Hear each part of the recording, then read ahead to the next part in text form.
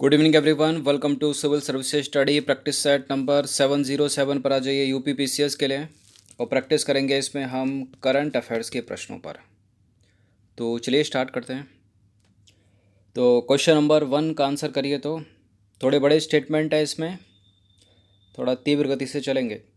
1 से 13 अगस्त 2021 के मध्य भारत और रूस की तीनों सेनाओं के बीच संयुक्त सैन्य अभ्यास इंद्र 2021 कहाँ आयोजित हुआ? बताइए। भारत के जोधपुर में, रूस के साइबेरिया, रूस के वोल्गोग्राड, या फिर भारत के उत्तराखंड के रानीखेत में। भारत और रूस की तीनों सेनाओं के बीच संयुक्त सैन्य अभ्यास इंद्र 2021 आयोजित हुआ है रूस में, रूस के वोल्गोग्राड में, सी। तो 1 से 13 अगस्त 2021 के मध्य भारत और रूस की तीनों सेनाओं के बीच संयुक्त सैन्य अभ्यास इंद्र 2021 का कौन सा संस्करण था? 12वां संस्करण दक्षिण रूस के वोल्गोग्राड क्षेत्र के प्रुडबोई अभ्यास रेंज में आयोजित किया गया। और यह अभ्यास दोनों देशों के सशस्त्र बलों के बीच सहयोग को और मजबूत करने के उद्देश्य से किया गया। और इस युद्धाभ्यास में भारत की तीनों सेनाओं के लगभग 250 सैन्य कर्मियों ने हिस्सा लिया। और इस द्विपक्षीय एवं द्विवर्षीय अभ्यास की शुरुआत हुई थी वर्ष 2003 से। क्वेश्चन नंबर 3 पर आ जाइए। देखिए, राष्ट्रीय खेल दिवस के अवसर पर राष्ट्रपति द्वारा कौन सा पुरस्कार प्रदान किया जाता है? बताइए। राष्ट्रीय खेल दिवस कब मनाया जाता है? मेजर ध्यानचंद का बर्थडे 29 अगस्त को। राजीव गांधी खेल रत्न पुरस्कार दिए जाते हैं, अर्जुन पुरस्कार दिए जाते हैं, हाल ही में इसका नाम परिवर्तित कर दिया गया है, द्रोणाचार्य पुरस्कार दिए जाते हैं, सभी दिए जाते हैं, डी है इसका आंसर। तो राष्ट्रीय खेल दिवस के अवसर पर राष्ट्रपति के द्वारा खेल संबंधी पुरस्कार प्रदान किए जाते हैं, जैसे कि राजीव गांधी खेल रत्न पुरस्कार, अर्जुन पुरस्कार और द्रोणाचार्य पुरस्कार। क्वेश्चन नंबर 3 पर आ जाइए। 6 अगस्त 2021 को भारत के सर्वोच्च खेल पुरस्कार राजीव गांधी खेल रत्न पुरस्कार का नाम बदलकर क्या रखा गया है? तो क्या कर दिया गया, सभी को पता होगा, मेजर ध्यानचंद खेल रत्न पुरस्कार, ऑप्शन नंबर बी। तो 6 अगस्त 2021 को प्रधानमंत्री नरेंद्र मोदी ने हॉकी के दिग्गज खिलाड़ी रहे मेजर ध्यानचंद के नाम पर भारत के सर्वोच्च खेल पुरस्कार राजीव गांधी खेल रत्न का नाम परिवर्तित करने की घोषणा की। और अब इस पुरस्कार का नाम होगा मेजर ध्यानचंद खेल रत्न पुरस्कार। भारत के सर्वोच्च खेल सम्मान राजीव गांधी खेल रत्न पुरस्कार की शुरुआत कब हुई थी? 1991-92 में हुई थी। इससे रिलेटेड थंबनेल पर प्रश्न पूछा है। और यह पुरस्कार युवा मामले और खेल मंत्रालय द्वारा हर साल प्रदान किया जाता है, प्रतिवर्ष। अब बात करेंगे थोड़ी सी मेजर ध्यानचंद के बारे में। मेजर ध्यानचंद को वर्ष 1956 में पद्म भूषण से सम्मानित किया गया था। और ध्यानचंद के जन्म दिवस यानी 29 अगस्त को भारत में राष्ट्रीय खेल दिवस के रूप में मनाया जाता है। क्वेश्चन नंबर 4 पर आ जाइए। अगस्त 2021 में संपन्न फिडे शतरंज विश्व कप 2021 का खिताब किसने जीता है? बताइए। D Gukesh, Viswanathan Anand, Jain Krzysztof Duda, या फिर सरगेई कारजाकिन। अगस्त 2021 में संपन्न फिडे शतरंज विश्व कप 2021 में दूसरा स्थान प्राप्त किया है सरगेई कारजाकिन ने, और पहला स्थान प्राप्त किया है Jan Krzysztof Duda, option number B. तो 10 जुलाई 2021 से 6 अगस्त 2021 के मध्य फिडे शतरंज विश्व कप 2021 कहाँ संपन्न हुआ? रूस के सोची में। 206 शतरंज खिलाड़ियों ने नॉकआउट प्रारूप वाले इस टूर्नामेंट में हिस्सा लिया। और इस टूर्नामेंट का विजेता कौन है? जैन क्रिस्टोफ डुडा, पोलैंड के हैं ये, ठीक है। और दूसरे स्थान पर कौन है? सरगेई कारजाकिन। क्वेश्चन नंबर 5 पर आ जाइए। 5 अगस्त 2021 को 2 बार ओलंपियन शंकर सुब्रमण्यम नायर, जिनको कहा जाता था एस बाबू नारायण के नाम से जाने जाते थे, इनका निधन हो गया हाल ही में।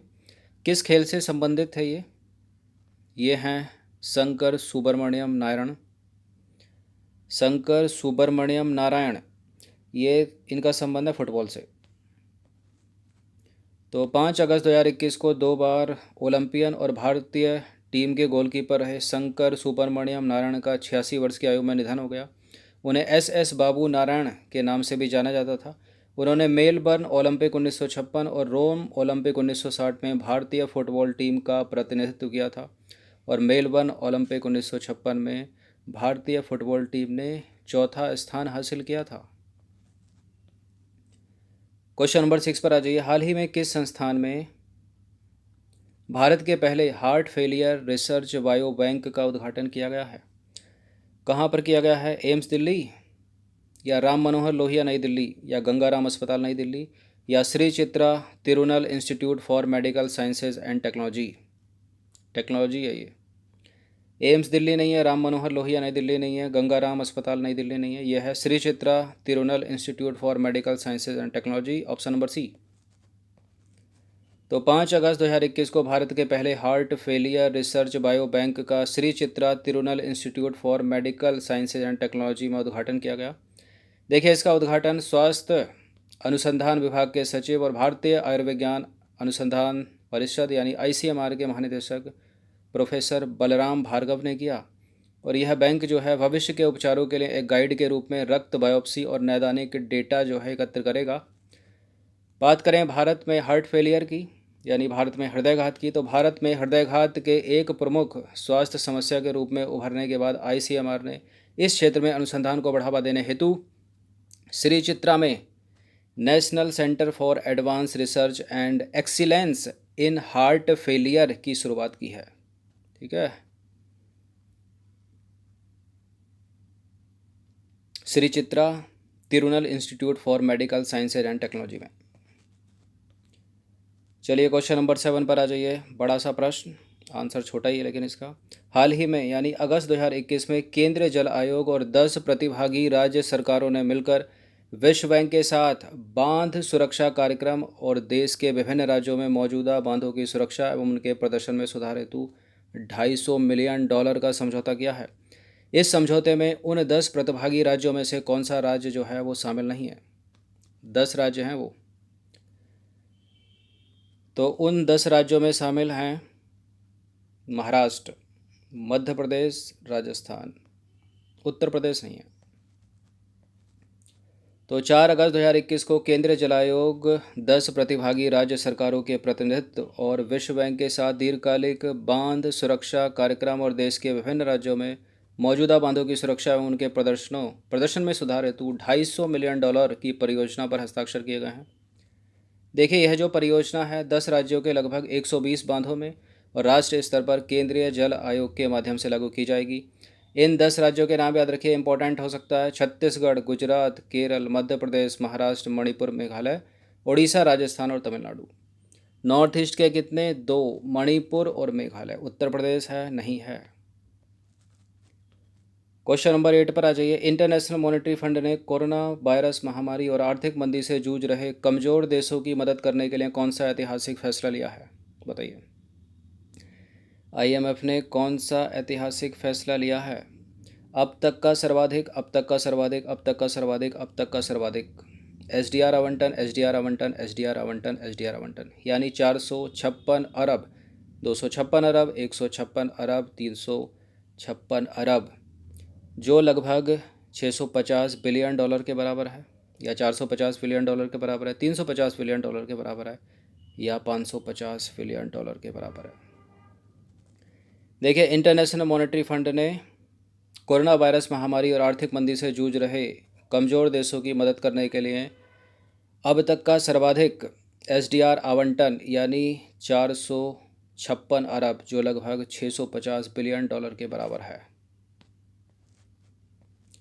तो 2 अगस्त 2021 को इंटरनेशनल मॉनेटरी फंड यानी अंतर्राष्ट्रीय मुद्रा कोष IMF ने कोरोना वायरस महामारी और आर्थिक मंदी से जूझ रहे कमज़ोर देशों की मदद करने के लिए एक ऐतिहासिक निर्णय लिया है।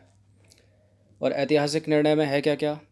IMF के बोर्ड ऑफ गवर्नेंस ने वैश्विक तरलता को बढ़ावा देने के लिए प्रयोजन से, ठीक है, वैश्विक तरलता को बढ़ावा देने के प्रयोजन से 2 अगस्त को अब तक के सर्वाधिक यानी 456 अरब SDR आवंटन को मंजूरी दी है, जो लगभग $650 बिलियन के बराबर है, बिलियन डॉलर के बराबर है। देखिए, SDR का सामान्य आवंटन जो है 23 अगस्त 2021 से प्रभावी होगा और नव सृजित SDR इंटरनेशनल मॉनेटरी फंड देशों को फंड में उनके मौजूदा कोटा या विशेष आहरण अधिकार यानी SDR के अनुपात में क्रेडिट किया जाएगा और नए आवंटन का लगभग $275 बिलियन कम आय वाले देशों सहित उभरते बाजारों और विकासशील देशों को जाएगा। इम्पोर्टेंट वही है, ठीक है, आपको संख्या याद रखनी है। क्वेश्चन नंबर 9 पर आ जाइए। हाल ही में एशियाई विकास बैंक एडीबी ने भारत के किस राज्य में जलापूर्ति के बुनियादी ढांचे में सुधार करने के लिए 112 मिलियन डॉलर के ऋण को मंजूरी दी है? 112 मिलियन डॉलर का ऋण। बताइए, भारत के किस राज्य में जलापूर्ति के बुनियादी ढांचे में सुधार करने के लिए? राजस्थान नहीं, उत्तर प्रदेश नहीं, बिहार नहीं, झारखंड। ठीक है, झारखंड। तो एशियाई विकास बैंक ने 2 अगस्त 2021 को झारखंड में जलापूर्ति के बुनियादी ढांचे में सुधार करने के लिए झारखंड शहरी जल आपूर्ति सुधार परियोजना के तहत 112 मिलियन डॉलर के ऋण को मंजूरी दी है।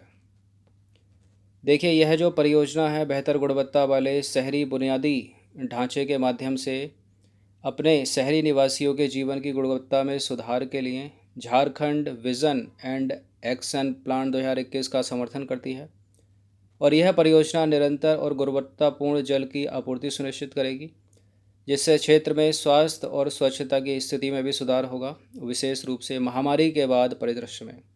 यह परियोजना झारखंड के होशंगाबाद, झुमरी तलैया और मेदिनीनगर और रांची के कस्बों को कवर करेगी। 10वां प्रश्न है, जुलाई 2021 में भारत की जेएसडब्ल्यू एनर्जी की सहायक कंपनी जेएसडब्ल्यू फ्यूचर एनर्जी ने ग्रीन हाइड्रोजन के उत्पादन के लिए फोर्टस्क्यू फ्यूचर इंडस्ट्री के साथ समझौता किया है। आपको बताना है कि ये फोर्टस्क्यू फ्यूचर इंडस्ट्री जो फर्म है, जो कंपनी है, ये किस देश की है? ऑस्ट्रेलिया की है, फ्रांस की है, यूनाइटेड किंगडम की है या फिर चीन की है? किसकी है?